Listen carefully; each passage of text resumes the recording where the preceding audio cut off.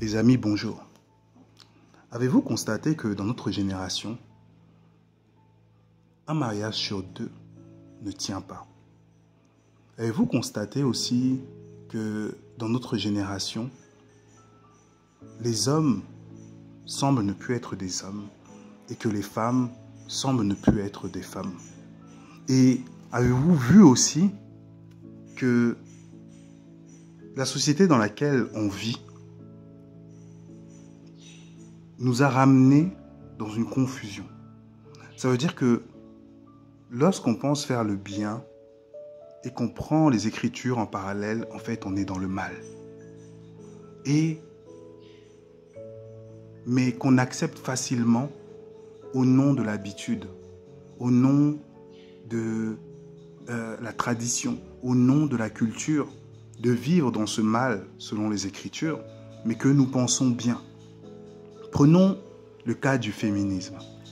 Le féminisme, c'est un mouvement, c'est un concept, mais aussi un esprit. Cet esprit a commencé à s'introduire vers 1944. Celui-ci a établi des lois civiles et civiques qui avaient pour but d'accorder la liberté à la femme dans cet aspect. Mais plus loin, on va se rendre compte qu'elle avait pour objectif d'émanciper la femme du patriarcat de l'homme. Parce que la société avant n'était formée que sur le patriarcat. Par exemple, en France, une femme ne pouvait pas ouvrir un compte à la banque si son mari ne venait pas y déposer sa signature. Donc, quelque part, la liberté est entrée. Mais on va se rendre compte que notre adversaire a beaucoup de choses sous sa manche. Il utilise toujours un moyen. Et le moyen qu'il va utiliser aura une forme d'activisme, une forme défendable, une forme avec une logique implacable. Là où on dira, mais bien sûr, nous voulons la liberté civique et civile des femmes. Bien sûr que nous voulons un plan égalitaire pour l'homme et la femme. Mais finalement, on va se rendre compte que les conséquences deviennent visibles et palpables dans la société. Tout à l'heure, c'est vrai, j'ai abordé cette question de place. J'ai abordé cette question de rang en disant que aujourd'hui, les activistes du féminisme veulent l'égalité entre l'homme et la femme.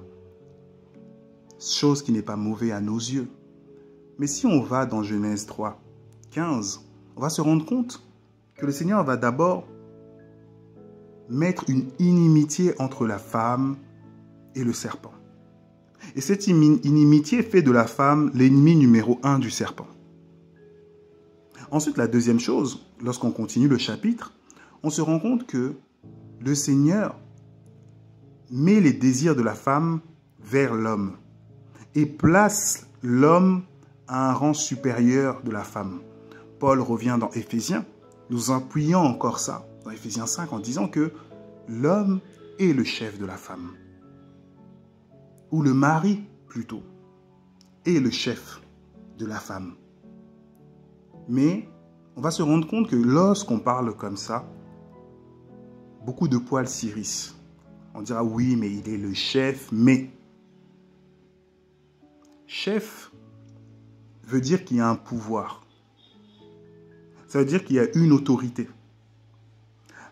Sarah appelait Abraham son Seigneur. Ce qui veut dire qu'un Seigneur, c'est celui qui exerce tout pouvoir sur son territoire. Donc ça veut dire littéralement que Sarah appartenait à Abraham. Il n'y avait pas de relation égalitaire ou de vis-à-vis entre eux. Mais Abraham était le Seigneur et le chef. Donc s'il lui disait ça, Sarah devait exécuter. Ça ne veut pas dire que la femme n'a pas son mot à dire. Non. Parce que dans mon discours, il y en a qui vont dire oui, ça c'est un discours misogyne. en 2023, est-ce qu'on peut encore parler comme ça? Je ne parle pas comme ça selon un discours misogyne, parce qu'on nous a mis dans la tête qu'un tel discours est misogyne, mais je parle comme ça selon les lois que Dieu lui-même a établies. Ça veut dire que si moi, je viens et je dis ces choses, c'est parce que je me suis rendu compte qu'un esprit m'a mis aussi dedans et que le Seigneur m'extirpe de cette manière de penser. Dans une société qui s'est émancipée des lois que le Seigneur lui-même a établies. Aujourd'hui, il est difficile à une femme de considérer l'homme comme étant son chef. Elle peut le dire par la bouche, mais lorsque celui-ci prend ses responsabilités de chef, ça devient difficile parce que la femme a besoin qu'on la traite égalitairement parlant. Pour ce faire, prenons un exemple. Aujourd'hui, l'homme et la femme travaillent. Ce qui fait que lorsque les deux rentrent dans le foyer familial, il y a aussi une égalité dans les tâches. C'est-à-dire que dans toutes les strates, il faut cette égalité-là. L'homme parle, la femme parle. L'homme dit, la femme dit. Mais à ce moment-là, à quel niveau la chefferie peut s'exercer? À quel niveau la femme va céder ou se soumettre? Parce qu'on dit que la femme doit être soumise à son mari. Mais la soumission est sur quel point? Puisque la société nous a formés de manière à ce qu'on soit dans l'égalité. L'égalité dans la fatigue, l'égalité dans les tâches. Autrefois, la société était faite différemment. L'homme allait travailler. D'autres sociétés le font encore. L'homme fait tout pour le bien-être de sa famille, quitte à partir pendant des mois, des années. Et de l'autre côté, la femme, elle va s'occuper du foyer. Cette pensée est totalement erronée dans la société occidentale. De manière générale, ce n'est pas possible. L'homme a un plan de carrière, la femme a son plan de carrière. Parce que la femme doit être indépendante. La femme doit être une femme ayant une liberté. Cette femme doit savoir être une woman business, je ne sais pas encore quel titre je peux donner par rapport à ça. Mais je donne ça pour que nous puissions nous rendre compte que ça ne peut pas matcher avec le plan ou avec les injonctions que le Seigneur a mis. Dans Genèse 3.15, 3.16, le Seigneur a mis des garde-fous en portant les désirs de la femme vers l'homme, mais justement aussi en laissant l'homme dominer, parce qu'il dit « tu domineras sur elle ». Mais aujourd'hui, la domination a été renversée. Ça veut dire que c'est même à l'inverse. Certaines femmes qui ont fait des hautes études et qui sont mariées à des hommes qui n'ont même pas de diplôme, il est difficile à ces hommes d'imposer une idée, d'imposer quelque chose au niveau de leur maison, puisqu'ils n'ont pas de crédibilité vis-à-vis de leurs femmes chrétiennes, qui se sentent supérieures intellectuellement et supérieures aussi, professionnellement. Comment, avec de telles choses, on peut être agréable au Seigneur? Une femme qui va se poser comme ça, si on parle littéralement et scripturairement, en fait, elle est dans une position de rébellion face à l'ordre établi par le Seigneur. Mais cette rébellion a été travaillée. Cette rébellion est quelque chose qui a été mis en place.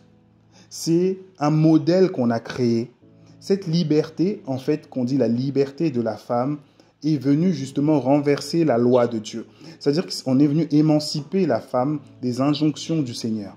On est venu renverser cette pensée en disant non.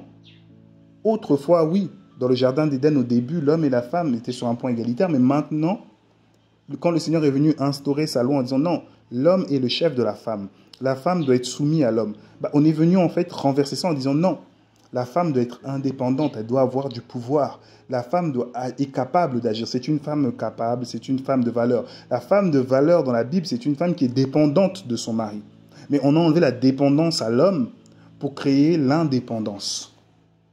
Et donc, à partir de ce moment-là, il n'y a plus de place. C'est-à-dire que les places, en fait, une confusion est rentrée dans les places. Des hommes ne vont plus avoir leur rôle de chef. La femme va prendre le rôle du chef. Les foyers sont sans dessus, sans dessous. Des femmes ne supportant pas que leur mari gagne plus qu'elles. L'orgueil de certains est là intellectuellement parlant. Certaines femmes ne supportent pas que leur mari connaisse mieux ou ne supportent pas la décision concernant le foyer, qu'il y ait une décision qui soit prise sans leur accord. Mais si on revient aux choses de Dieu, il n'en est pas ainsi.